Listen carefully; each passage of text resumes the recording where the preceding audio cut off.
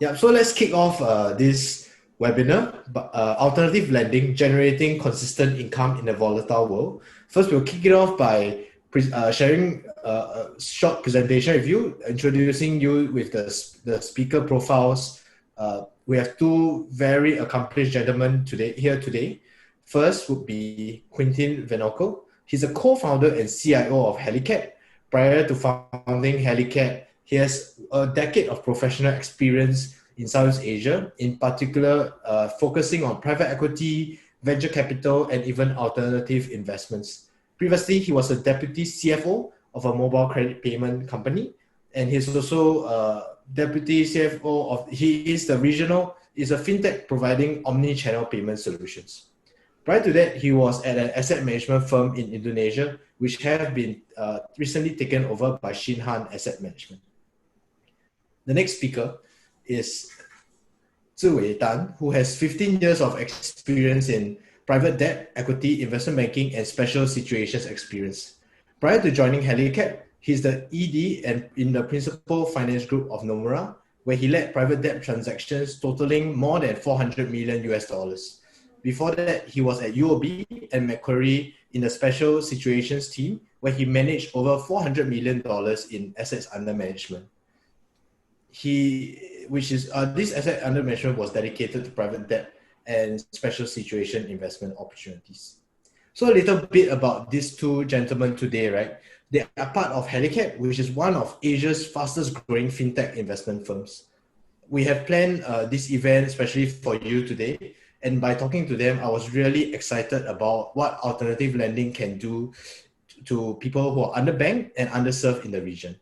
What Helicap does is that offer investment opportunities in the alternative lending space through their regulated subsidiaries. And their eventual goal is to fill the $500 billion micro and small and medium enterprises credit gap they do so by facilitating the lending of capital to over 300 million unbanked SMEs and individuals throughout the Asia region. So before we begin with the webinar, we'd like to introduce that this webinar was proudly sponsored and organized by iSTOX together with Helicap. So at iSTOX, right, our vision is to give equal access to the financial markets through a regulated, transparent, and quality-driven platform. How we do so is by providing a platform that allows you to invest in private market investments like hedge funds and private equity.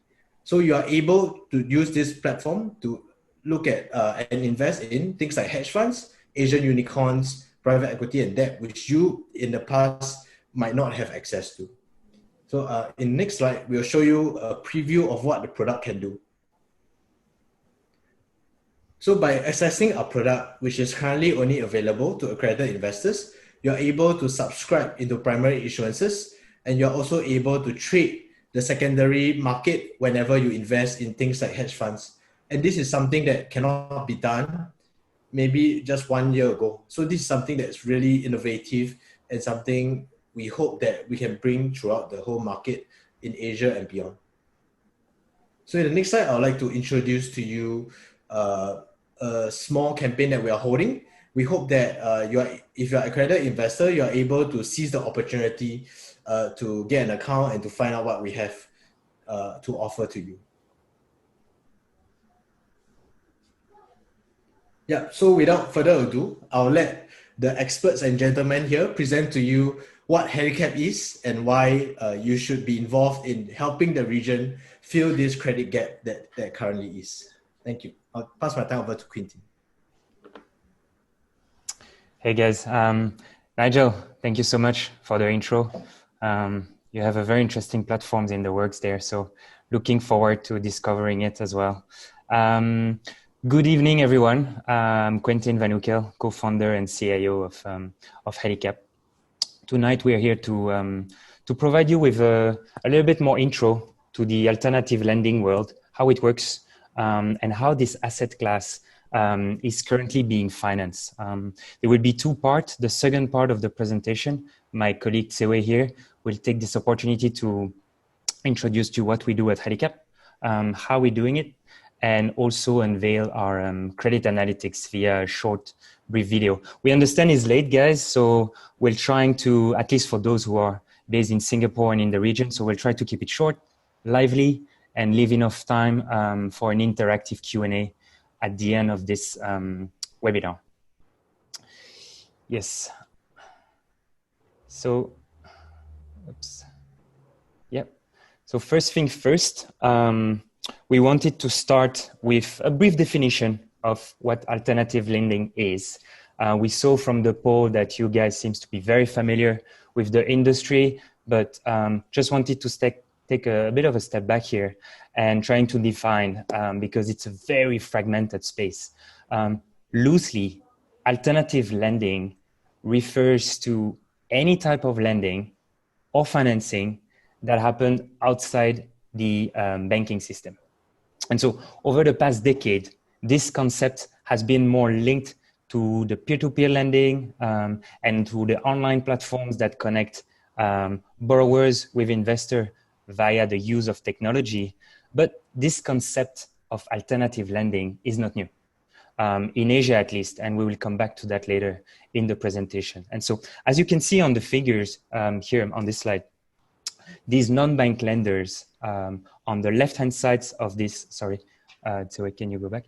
On the left-hand side of these slides, all those alternative lenders are institutions that can take many different forms and shape and cover a wide segments of lending segments. On one end of the spectrum, we have those traditional lenders that have been around for decades. The key ones are the usual suspects, the leasing company doing car financing, motorcycle financing, microfinance institution providing micro loan to small business owners, or even those invoice factoring institution that have been around, yes, for quite some time. And then on the other end of the spectrum, we have those digital lenders. You may have, for the purpose of this webinar, we're just going to categorize them all under the same categories, which is the digital lender. All of these non-bank lenders have one common denominator though. They on-lend to borrowers, or they help facilitate the lending to end borrowers.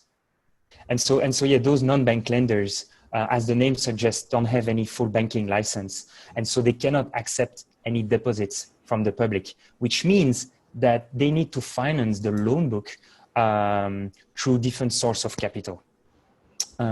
Again, we will come back to that later. And then last but not least, since they are not bank, they are usually subject to less regulation than the banks. And so their asset size can widely vary from few $100,000 for the smaller one to balance sheet worth of $1 billion for really the larger one. Hence, investor considering financing those lenders really need to have the appropriate tools to assess the underlying risk. Yes. Thanks. So now let's look just briefly at the potential beneficiaries of the development of the alternative financing sector. The chart on the left is pretty self-explanatory, but it just depicts on how much work we still need to put in to accomplish a global financial inclusion. We roughly have 1.7 billion of adults that remain unbanked today. When we zoom in on Southeast Asia, we realize that out of 400 million of adults, roughly a quarter of that is underbanked. That means that they have a bank account, but they don't necessarily have access to any type of credit, and they definitely don't have access to any solutions related to their investments or insurance policy. And half of that remain completely unbanked. This is a bit of an oversimplified attempt, right, on trying to define those borrowers. But the underbanked sections are usually the ones meeting the assessments criteria for the alternative lenders, because they have a bank account, they usually have a formal job, or at least owning a small business out there, but do not have really access to those other financial services to really develop themselves further. Nowadays, though, line gets blurry. Even well-banked SMEs and individuals are reaching out for alternative source of capital, and that's usually when it's about speed and flexibility that sometimes the traditional banks just cannot offer. Yes. Three key factors here that we want to walk you through that have directly or indirectly influenced the development of alternative lending over the past few decades. One is all about access. Traditionally, large banks in countries such as Indonesia and the Philippines especially have overlooked micro and small businesses in the rural area. Aside of a few exceptions, of course, like BRI in Indonesia, for example, but generally speaking, they've been overlooked. And mainly it's just because it's just too expensive for banks to address that segment and to assess the credit worthiness of those potential borrowers. And so there are many barriers to entry that are hard to overcome and that are especially related to KYC regulatory requirements, repayment frictions, and infrastructure, just to name a few. The second key factor is related to regulation, right? Post-GFC, post-2008, banks have been required by the regulator to hold more capital to increase their capital adequacy ratio. They are now subject to stricter capital control than they were before 2008, which has reduced their risks on and off balance sheet, but that also led to a decrease in corporate lending, especially within the micro, small, and medium enterprise segments. First key factor that has directly impacted the growth of the alternative lending across the world, right, is really the massive rise of technology. The increased rate of mobile penetration and network coverage over the past 10 years. And so all these three key factors have laid the ground for the digital lenders to rise, while the bank had to retract from this opportunity because they were indirectly forced to by the regulator, while at the same time, the technology was being developed to address those segments. And so the banks are being heavily disrupted at the moment. Yeah.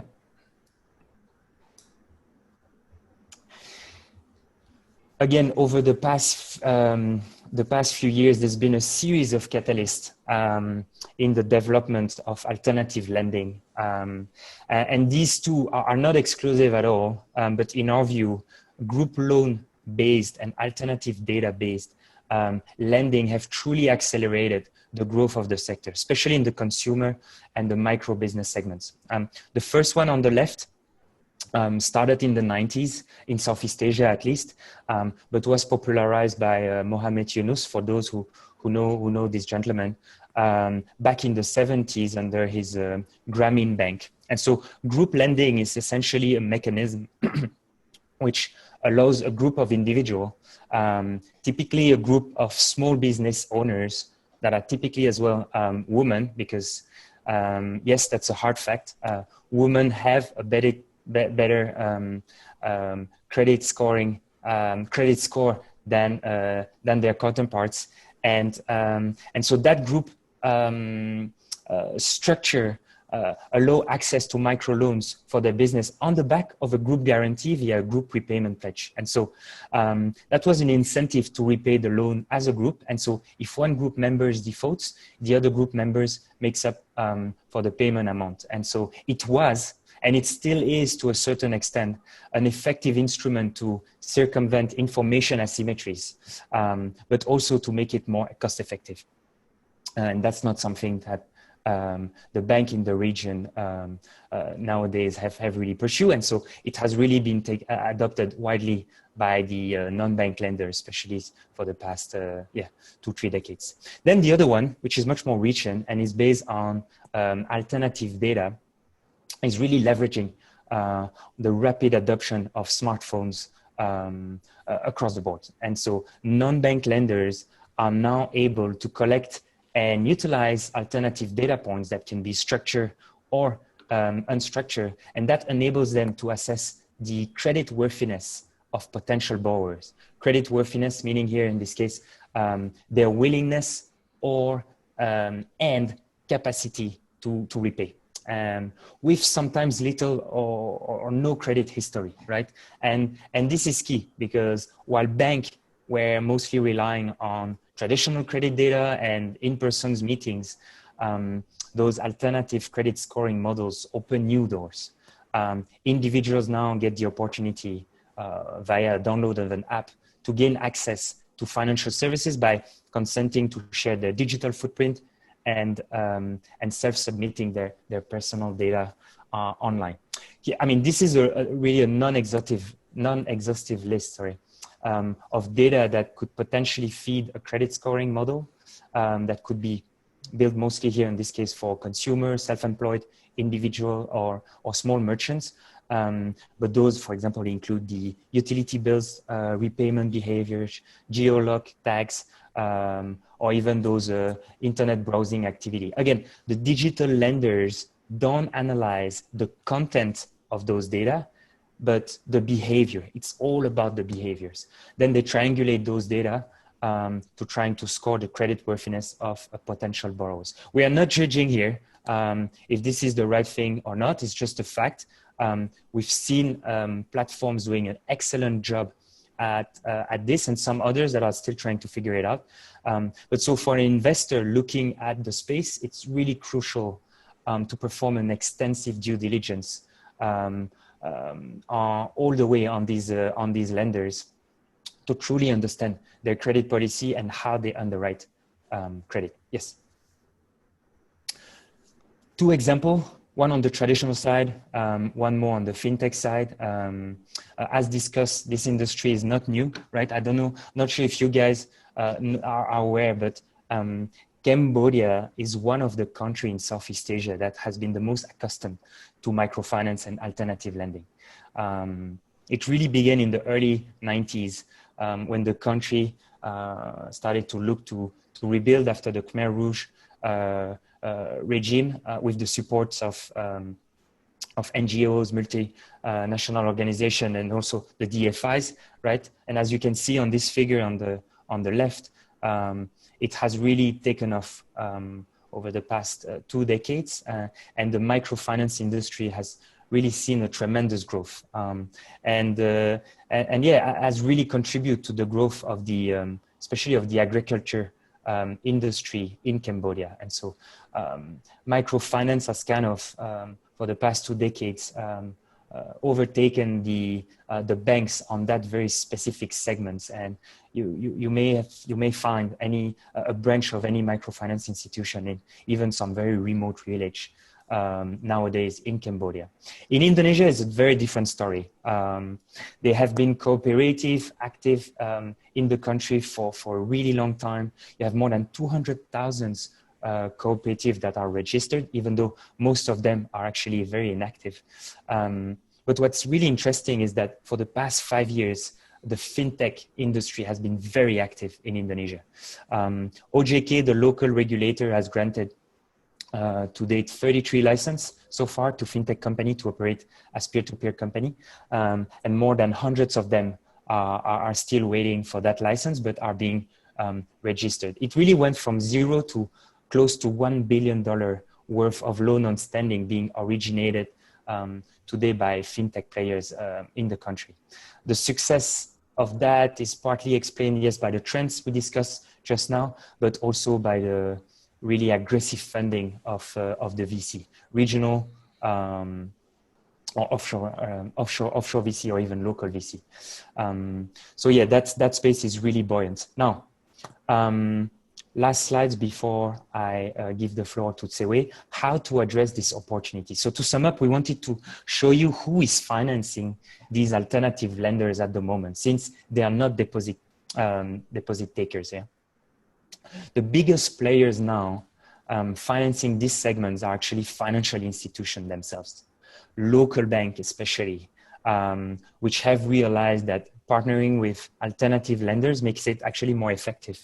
Another big group of investors that has traditionally invested heavily in the sectors is the DFI, the Development Finance Institution. or those impact investors, as we call them. These investors are very experienced and have all the tools to mitigate the key risks that are laying out there on the left in this space. And so for any investor, again, looking at this opportunity is very important that they understand the risk and understand how to approach it. Going back to the topic of this webinar, on how to generate income with alternative lending. I mean, I'm a firm believer, but that, again, that's my personal opinion, that this asset class has lots of merits when it's properly assessed and managed. And given the nature of this asset class, those fixed income returns are predictable, right? Again, when these investments have been properly structured. And so in my view, holding alternative lending assets in one's portfolio really adds a lot of diversification and eventually should lead to increase your Sharpe ratio. However, it's very important to identify the non-bank lenders that an investor would like to work with, perform extensive due diligence on their loan book, understand how they underwrite the credit, understand their financial stability, because we also believe that the peer-to-peer model per se still doesn't execute on their promise, and most of this finance is still done through their balance sheet. And so the structuring part is also very important. And so this is it for me. I will leave the floor to Zhiwei. It was hard to go through so much content in 10-15 minutes. I may have taken few shortcuts here and there, but I hope that these few slides have given you a little bit more insights on what alternative lending is, how it's been evolving, and for any professional investor out there is looking at investing in the sector, again, one should really perform their due diligence in detail. We can talk about it more in the Q&A. Zhiwei, over to you. Thanks, Quentin. Thanks for your summary. Thanks for the summary, Quentin, on the alternative lending industry, and I hope that and I hope everyone's been given good insights into at least at a high level what alternative lending means. In this next few slides, I hope to explain how Helicap is placed within the industry and how specialized knowledge of this landscape can be used to help make better investment decisions. Helicap is a fintech-driven investment firm specializing in the alternative lending space in Southeast Asia and Australia. We were established in 2018, and our subsidiaries are licensed and regulated by the MAS. Our investors include Credit Saison and East Ventures, and our vision is to provide investors with access to private debt investments, while at the same time we help the originators gain access to and to help them address the 500 billion unmet gap that is what we've alluded to before, that funding gap that's there, because many of these alternative lenders are underbanked and are in need of access to this kind of capital. Through our subsidiary companies, our proprietary fintech engine is at the heart of our ecosystem that we're trying to build. We use our a very rigorous credit scoring and credit analytics model to analyze and assess millions of loan data points from the origination platforms on a real-time basis. We'll give you a demo of this later. We do this through our subsidiary companies, both Helicap Investments and Arco Capital, which aim to provide this access to alternative debt investments, as we have alluded to before. Our role is to sit between the many non-bank lenders in the industry and the investors, and allow us to use our data to work with and partner with the best in breed across the industry. So we've already kind of given you a sense and a flavor of how many alternative lenders there are across the region. What we're trying to do is to actually pick the best in breed and the best quality investors from our perspective to help finance them and help grow together with them. We also monitor the performance of these partners using our tech platform on a real-time live basis and we hope to grow with them, as I mentioned before. So what we want to do is to provide value add, and a tech-enabled solution like ours provides the following value adds to our two main types of investors. First, the investors, and secondly, the loan originators. For the investors, we give them access to private debt investments with a potential for better risk-adjusted returns, particularly when you consider that risk-free rates in many of the countries in this region and across the world are low or close to zero, if not negative. Private debt is generally less correlated as an asset class to macroeconomic shocks, given its private nature. We believe data is paramount in the consideration of any investment. Traditional lending is focused on fundamental credit analysis and balance sheet analysis, which is important. We do believe it's important too. However, in alternative lending, we actually have a wealth of data that we can tap into to provide even greater access to information, to detect fraud, and to ultimately prove up the creditworthiness of the platforms that we're looking at and the underlying borrowers. Access is key. And one of the benefits of being focused on this sector is that we and guys who are focused on the sector have relationships directly with the founders and the management team of these fast-growing fintech companies. It's enabled us to partner together with these leading players that have grown multifold, despite the fact that we're still a very small and growing company ourselves. Lastly, alternative lending done responsibly, and I stress responsibly, helps with financial inclusion. There are so many originators out there. Some of them are perhaps a little bit predatory, but we are very focused in lending only to the sustainable lenders, the lenders that are actually promoting financial inclusion and are helping our end borrowers actually get on that financial ladder. In many cases, the end borrower's first loan is with our partners. The first time they can get credit to help grow their home business or help fund their children's education. So that's a big part of the value proposition. For our loan originators, it's slightly different. So we also try to value add to them. Many of these digital lenders are newer startup companies. Unfortunately, these companies are going to struggle to obtain traditional funding. What they do is they have to rely on the equity that they've raised to actually grow their loan books. Now, that's quite expensive capital. So institutional lenders focused on this space actually help provide them with scalable capital with standardized agreements and terms that are market standard and at a much lower cost compared to their equity. And this helps them grow.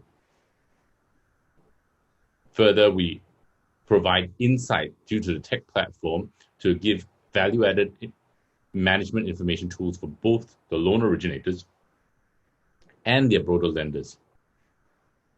Given the focus on the industry and the touch points that a platform like us has, a tech platform, we are able to actually get the data from all the top players in the industry. This actually allows us to benchmark and provide performance comparisons for each of the players in the industry without sacrificing their confidentiality and business model. Lastly, I think that we do help platforms like ours do help investors and do help the originators reach out and access investors and partners that they would not easily be able to reach by themselves. We have a short video that will demonstrate our tech platform. Now, our data engine facilitates the capture of individual loan level data. This can be via CSV files or increasingly direct API access with the originators to give us a live feed.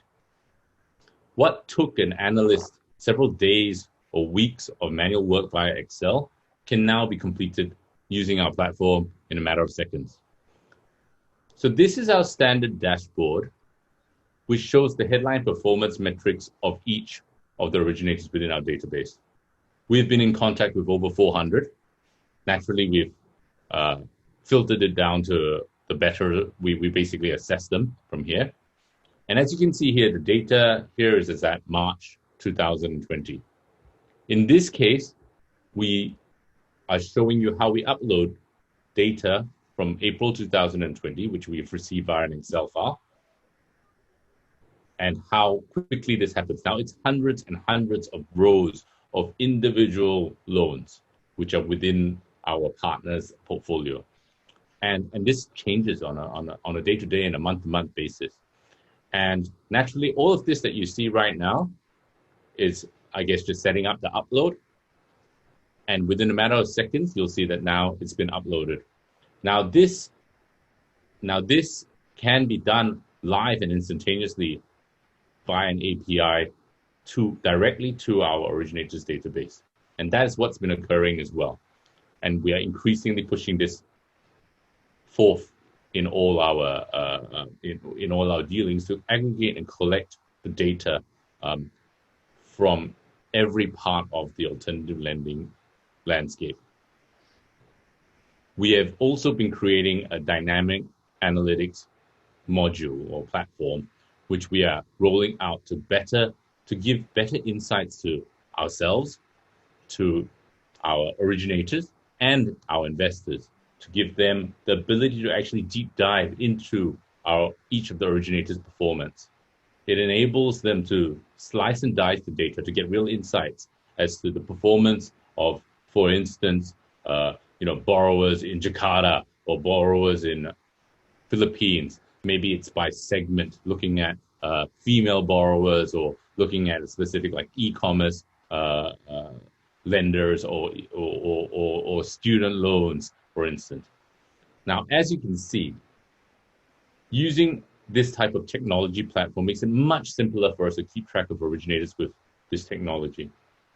It'd be much more difficult to reach out and touch so many originators on an ongoing basis. And so this brings us to the important point that this brings us scale and scalability to actually assess and aggregate data and have a pulse on the performance of each of the sub-regions within the sub-segments within the alternative lending space, to actually understand and risk allocate accordingly where we should be, where we think there are better risk reward opportunities in this landscape.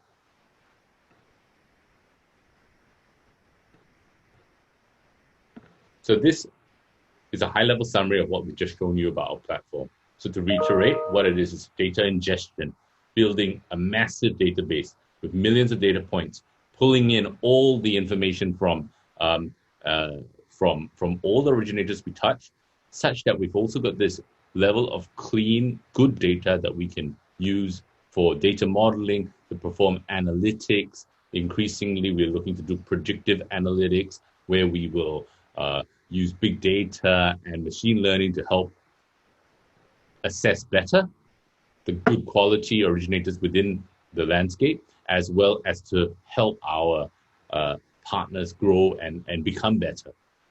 We use it for continuous data aggregation, and all of this brings us to insights and scores. So basically being able to assess which of the originators are the best. We'll turn over for further questions now, and I hope that was a good summary and insight into Helicap. Thanks, Zhiwei and Quentin. I think this has been really, really insightful. I think before I open the floor to the audience for Q&A, I myself have a few questions that I actually gleaned from listening to your presentation.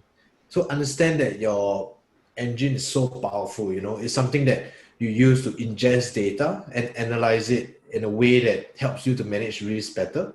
So my question to you is, if investors go direct to these alternative lenders without making use of your engine, how would certain outcomes for the investors be different? I think it really depends on the capability of each of the individual investor. I mean, as we've said before, and Quentin has alluded there are multiple DFIs who are very well equipped, and they've been investing in this space for many, many years for now. In some countries, you'll have very robust credit scoring bureaus which you can use. But can they take into account all the alternative data that is out there? We feel that we give a differentiation and a competitive advantage as compared with just looking at this traditional standard stuff, that not many have the depth of data nor the technology to deploy. So again, there may be some guys out there who have that capability, but we do feel that our laser focus on this alternative lending landscape, and with the touch points we have through the industry, we really get a good sense of where things should be, where things can be improved, and gives us a better way to make an assessment of each individual originator that we're dealing with, and to even understand better the underlying subsegment and the underlying end borrower, where that's going, basically. Thanks. And if I can just complement, we are also, and again, it really depends on the needs and the benefits that the potential investor is really looking for in a potential investments, right? We are also looking at adding impact analytics to that specific modules, where we're really trying to understand how much of these loan books of those alternative lenders contribute to, without entering into too many details, but contribute to those what we call the sustainable development goal that have been developed by the UN. So we are very data driven. Those modules, those analytics are hard to replicate, but a lot of institutional investors have that tool set. So it again, it really depends on the profile of that investor, without even mentioning diversification, right? But that's probably even another topic. Yeah. I think to build on your point, right, about using data, helping investors form a fuller picture about what they are actually investing into, I have a question is about how does risk return for alternative lending as an asset class start to compare when you compare it against other investment asset classes?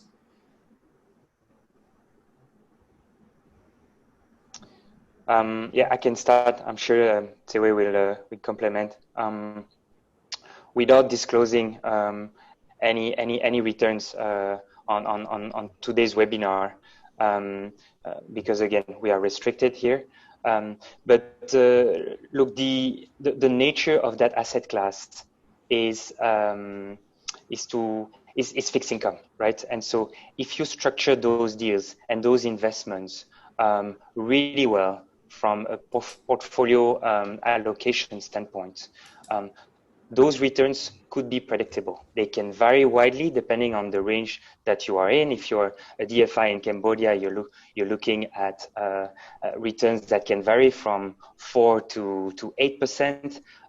If you're looking at SME financing in Indonesia, in IDR, you're looking at rates between 10 to 15. Again, it's the range can vary even further, but the returns, the risk-adjusted returns, again, when we talk about risk-adjusted, we are referring to Sharpe ratio. We've seen what happened in Q1, Q2, and Q3 on the stock market. So if we just compare that against the main benchmark that have been extremely volatile over the past 8 months, that asset class, one of the key benefits is to provide consistency, right? And so again, it really depends on the investor preference and how they are building their portfolio.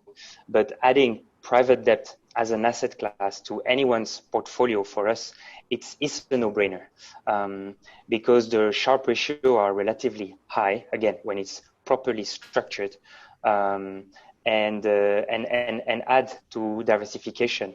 That asset class as well is more insulated from very short-term macroeconomic events. And again, that goes back to our point of volatility. And so your question is a tough one, Nigel, because it can be answered in so many different ways, right? Yes. But holding alternative lending assets, in our view at least, is very beneficial from a risk-adjusted return standpoint. Yeah, I like for the reasons that we just mentioned. Yeah, I really like your perspective on looking at it from a risk-adjusted perspective, as well as from an overall portfolio. What can this asset class do to someone's overall portfolio? Yeah, thanks for that. I think before we open the floor to questions, we have one last poll for the audience to chime in on. We are very interested to know what other alternative investments would appeal to you.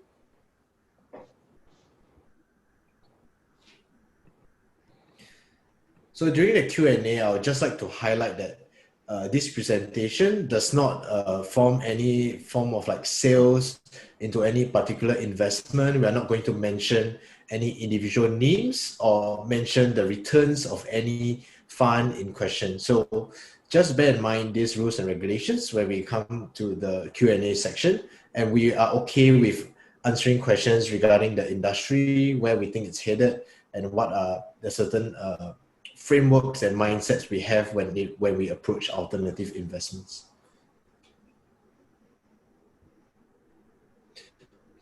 The results are amazing because most people are looking into fintech and ESG. I think, as well as startups, I think these three top results are testament to showing that people are looking more into alternative investments, as well as what can do good for the society in the longer term. Okay, I'll just kick off the Q&A session with the first question. The first question is, how can an investor actually access these alternative investments and alternative lending? I think you can invest in alternative lending in a couple of ways. You could definitely try and go directly to the companies if you know who the companies are, have comfort with those companies, and are, of sufficiently large in size. Definitely, we've heard and seen alternative lenders raise financing directly from high net worth individuals as well as institutions. That being said, there's also P2P platforms where many alternative lenders and some alternative lenders have been offering P2P alternative lending opportunities. And of course, there are intermediaries or aggregators like ourselves. Now, there are pros and cons of investing in all in these manners. When you invest directly, of course, you take a lot of specific name credit risk, and you may not be able to size or diversify your investment in an appropriate fashion. Naturally, of course, you might get higher returns, but you're much more exposed to default risk in that regard. If you look at more platform, and I guess P2P to that matter is very similar, because you're effectively taking the underlying risk of the exposure that you're signing up to. If you are looking at an aggregator or hybrid in between, and so some P2P platforms have been raising on balance sheet, or you can look at aggregators that like Helicap and others, where we pool structure and ensure that there's sufficient diversity.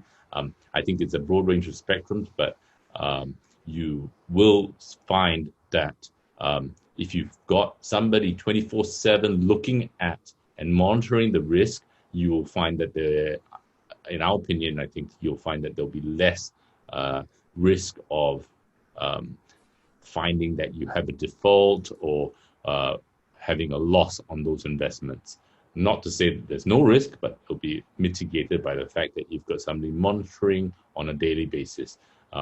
You'll also be more diversified as compared with investing directly in one of these companies. Thanks, Zhiwei. I think the next question is something that's a burning question in many people's minds, given what's happening in the world today. So what is the impact of COVID-19 on alternative lending? It's from an anonymous attendee. I mean, those exceptional times have increased the risk across the board, right? And so any financial institution right now across continents, being banking or even non-bank FI, right, have most likely reduced their loan disbursements over the past few quarters. And so that had a key effect, right? Is that when you look at delinquency rates, your denominator is the outstanding loan book of that specific platforms. As soon as you reduce the disbursements, your repayments will exceed your disbursements, and so that means that the outstanding loan balance will actually decrease. And so that's the denominator of that specific delinquency rates. In our case, with people familiar with those metrics, we can use the NPL as an example, right? As a numerator, you have your arrears that are 90 days past due. As your denominator, you have your outstanding loan book. And so as soon as you reduce your disbursement, because the risk has increased, your outstanding balance goes down, your NPL goes up. It's just natural. On top of that, given the effect of COVID on all those borrowers, but also on those financial institutions that have suffered for some debt moratorium, the arrears have gone up. And so when you look at these two factors and you combine them together, and you look at point in time metrics, can call it portfolio at risk 30, par 30, or NPL rate, you will see that those rates have increased. Does that mean that alternative lending should be discarded? No, not in our opinion. Again, it's in those times that you see that your investments are actually well structured, and you really stress test your portfolio and the way we are looking at risk management. But undeniably, the underlying risk has increased across the board. That's absolutely right. That's a very good answer. Yeah. I'd like to add, I guess, to that, right?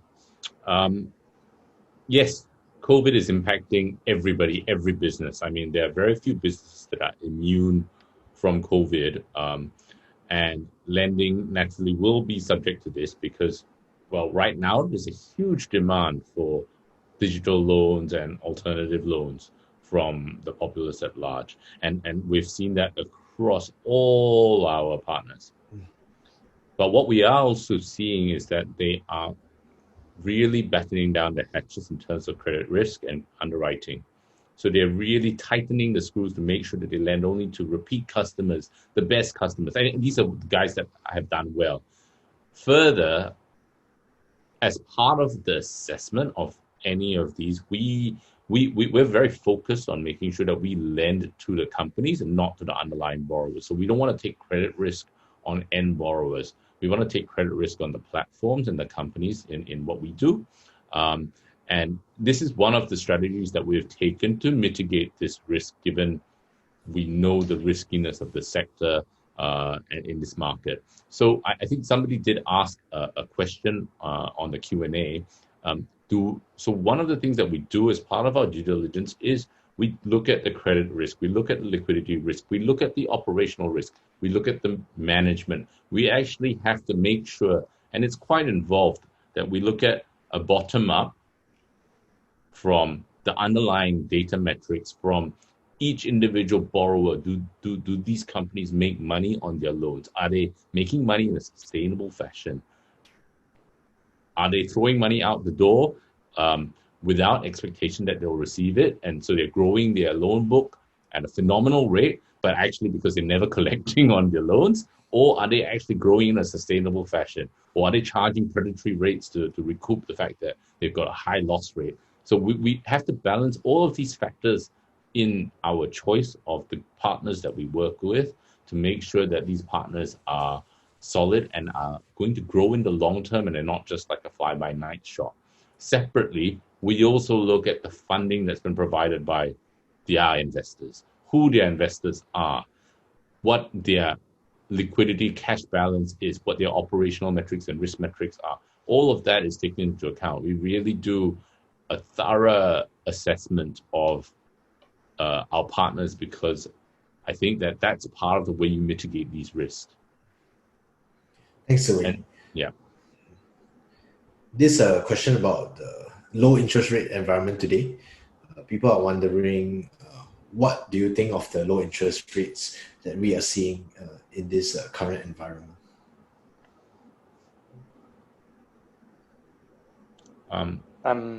It really depends on who you're talking to, but in the spirit of the alternative lending webinar, right?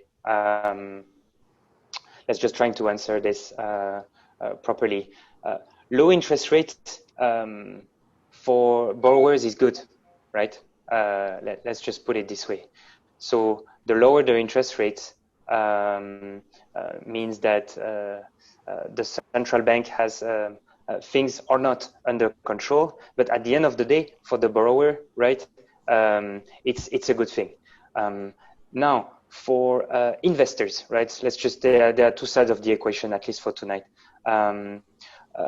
They would try to seek alternative, right, to juice up their returns a little bit.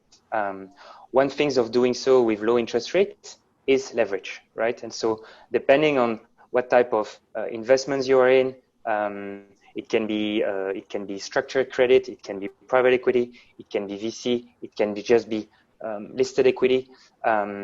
In a very low rate environment, you may benefit from it and juice up your returns a little bit through leverage. That would also mean that some other investor would seek relatively riskier assets to increase the overall portfolio's returns.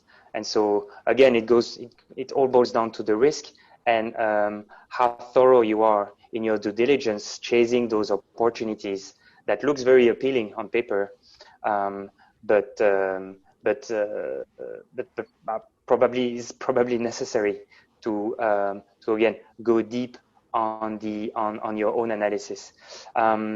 So I'm not sure I answer your questions, but for our potential borrower, at least, low interest is better, right?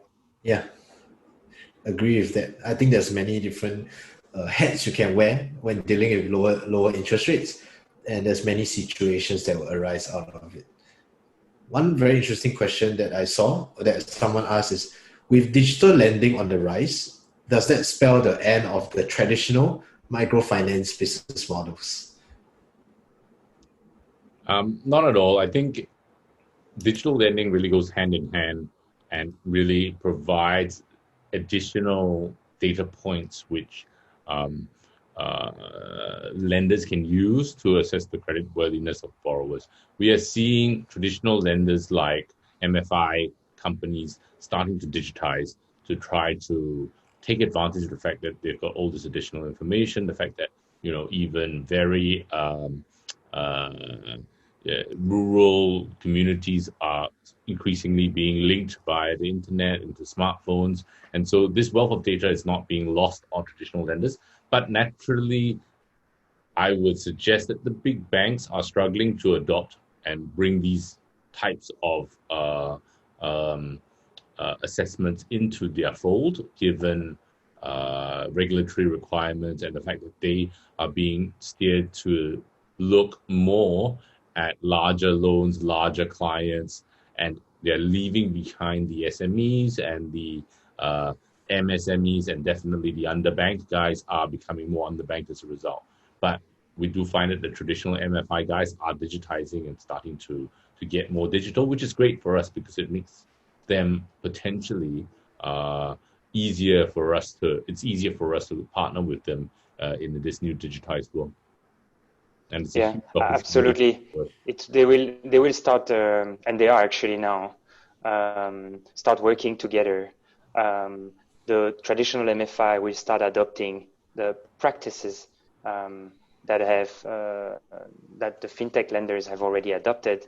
It will be beneficial for their profitability profile, it's much easier to access and to KYC via the online channels. And you can see actually COVID has been a catalyst for any single traditional institution to start digitalizing, because when you cannot start collecting face to face, they should definitely beef up their collection process. And so we've seen actually a lot of traditional lenders out there, while reducing their loan volume, especially during the second quarter of the year, focusing much more on all of that, and trying to really digitalize those processes that they can at least try to digitalize, either acquiring those capabilities out from some third parties,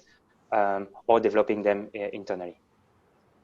I think COVID has made almost everyone have to digitalize in order to survive. And it's really nice to see you guys letting everyone in the audience know that there's really big changes in a positive way when COVID has spurred digitalization across, for example, the traditional MFIs to pick up certain adoptions. I think the next question is very interesting. It's also from an anonymous attendee.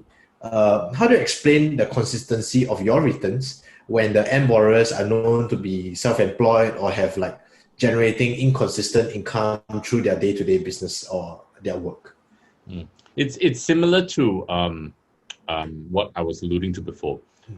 The majority of our loans by design have been loans to companies that are well capitalized, that are backed by venture capital, that have good cash runways. These are things that we look at. So the whole platform would actually need to go down before we receive negative performance.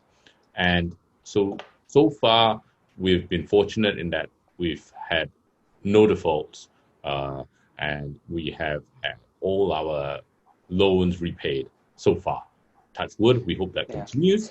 And that is, I guess, down to the assessment of the underlying partners that we work with, and the fact that we work very closely and in a coordinated fashion with them to manage the portfolio and their books. Yeah, but Nigel, this is also a key point, and it's all about asset liability management from those platforms we invest in, right? And so when you think of a waterfall, and any investor out there finance platforms with 100K, right? Yes. And just for the sake of this example and this illustration, that 100K would be further on lend, assuming an average size loans of $100 across 1,000 borrowers, right?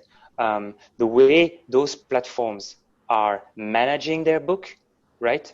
And that's really the key when you identify the platforms you want to work with.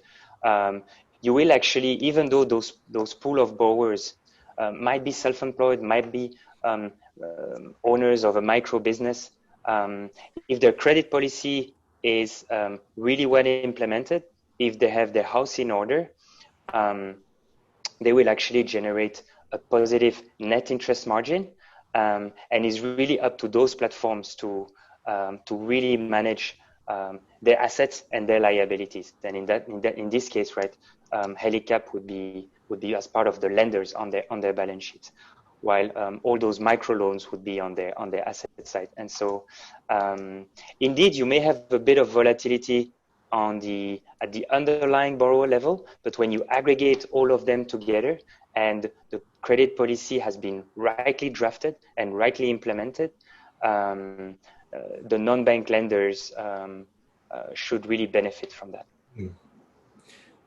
Very interesting perspective. The next question is from Sarah. I like how we are answering so many questions, but with very deep insights. I think that's very valuable to what people are listening here for. So for Sarah, her question is, once you know that there are better performing digital lenders, do you still allow your investors to choose who to support, or do you direct them towards the more successful lenders? Now, I think that in this case, to be clear, we choose our investors in our fund, but we give our investors through ARCO, the opportunity to invest directly as well into specific partners that we have selected that are effectively been blessed by us, on the proviso, of course, that when you invest directly, there are risks that come with it, in the sense that there is less diversification and you have to do your own diligence in all respects. So that's, I guess, the short answer to that question. Thanks, Zhiwei. The next question is from Amit. In terms of correlation, I would imagine that a general economic downturn will affect borrowers, perhaps a bit more so than the larger and more established companies. I think this question is about the correlation to economic downturn, potential downturn, yes. Nigel, so the direct question is, what is the correlation between a downturn and ability to pay? In terms of correlation with other assets, I would imagine that a general economic downturn will affect the borrowers. That's absolutely right. I mean, in general terms, right? If there is an economic downturn, we may expect us as general speaker here on this webinar. Yes, we may expect the industries to perform a little bit worse than the previous quarter. We may expect some layoff. We may expect some decrease in income across the board. So you're absolutely right. And so I guess the question is more related to and trying to push us a little bit on in a case of a downturn, how would the underlying borrowers would perform? And so we've seen it over the past few quarters, right?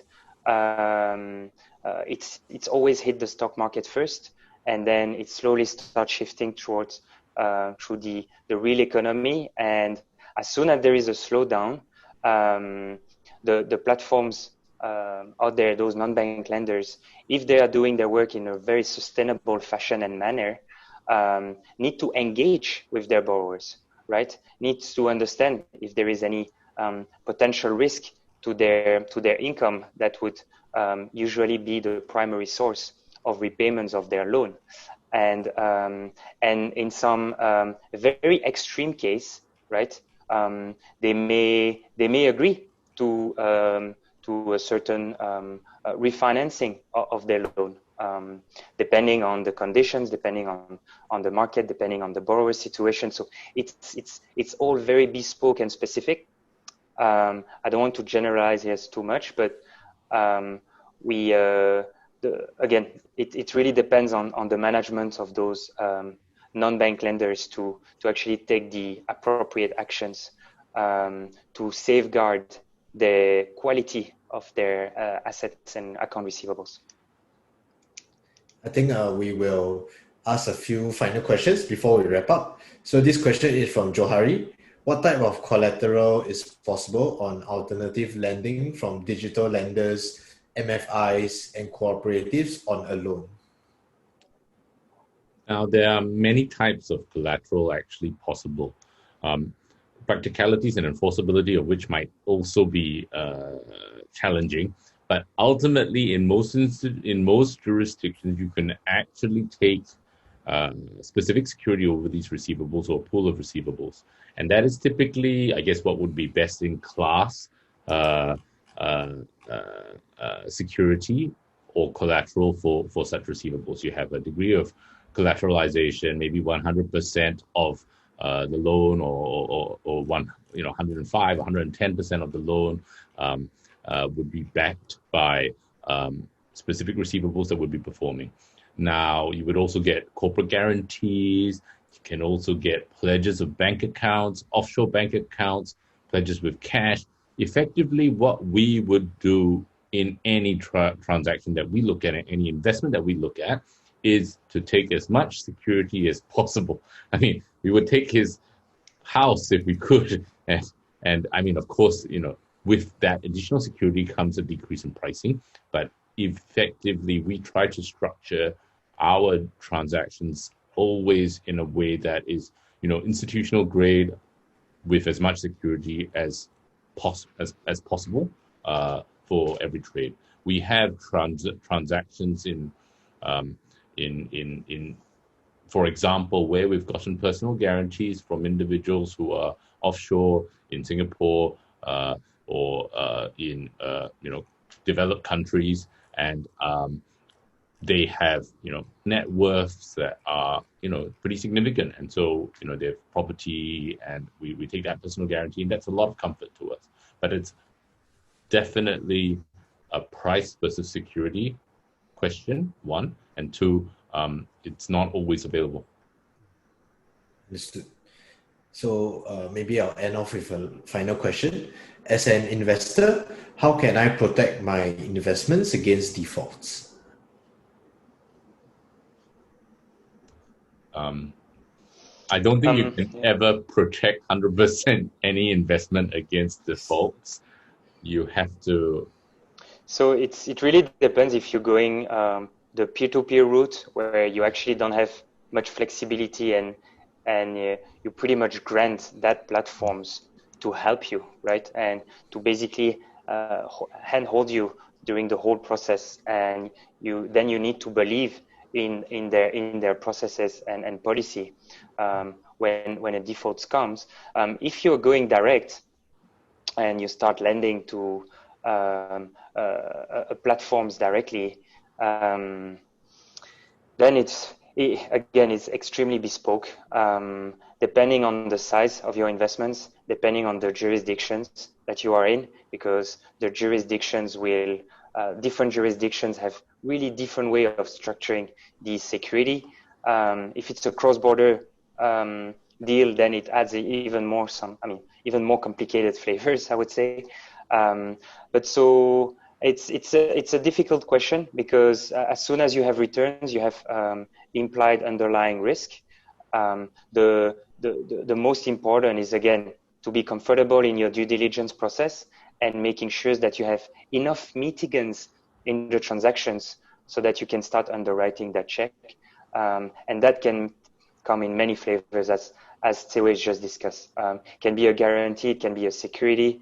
It can be that security can be a pledge over an account receivables. It can take many different forms and shape, and again, depending on the jurisdictions that you're operating. So, but a lot of tools are accessible, and usually those tools comes with size. And so the more you aggregate, the easier it is to actually negotiate higher security. I see. I think there's always benefits when it comes to scale. And I think you have very elegantly explained the different trade-offs between different ways we can get into this asset class. I think we have a few, like 1 more minute for one last question. I think the question we can ask is, you talk about underbanked, unbanked segments. Is there a certain segment where you see more potential for transformation in this instance?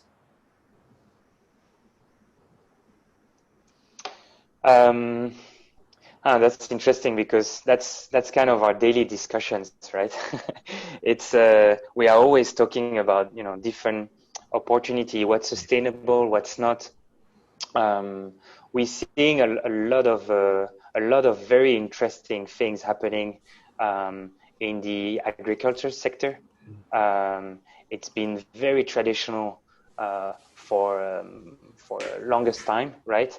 But again, it's with all this technology and the development of agri-tech, those farmers and those intermediary start to buff up and start to be equipped with technology. And as soon as you have technology, that gives rise to alternative data that can be used in the credit scoring models, that can be used to reduce the frictions, that can be used to reduce the cost of your underwriting. So that's one. So it's really on all these rural areas, more harder to reach areas that we are going to see a lot of innovation, which is good for the whole ecosystem. On the consumer, I think the past 5 years have been really busy, but there is still a lot of things to do on more the micro businesses and small businesses.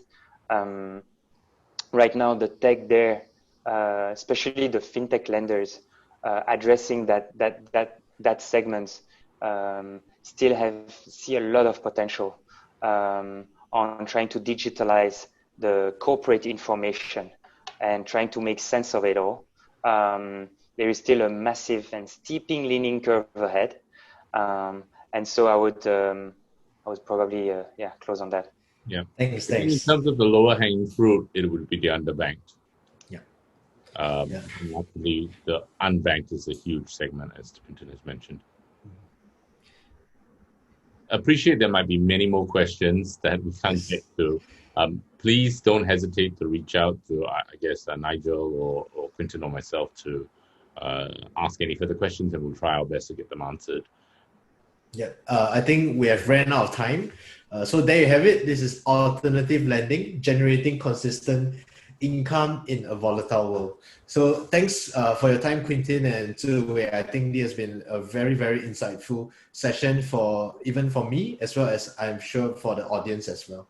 So before we wrap up this session, we have one more slide to share with you. If you have any questions, you can also email media@iSTOX.com. So this session is actually a part of our webinar series. And for tomorrow, we have something exciting as well. Serging, one of my friend and someone who we have already met recently and learned about his ideas. He's a portfolio manager and co-founder of the Compounder Fund. Through the session tomorrow at 8 p.m. Singapore time, he will be sharing his framework, his investment framework and mindset that he has built throughout his years working at Motley Fool and in reputable places. And this is what we have tomorrow. So this is the next event. So stay tuned. We will share prices insights. Yeah. Thank you so much. Thanks, Quentin, and thanks, Zhiwei and Helicap for this insightful session.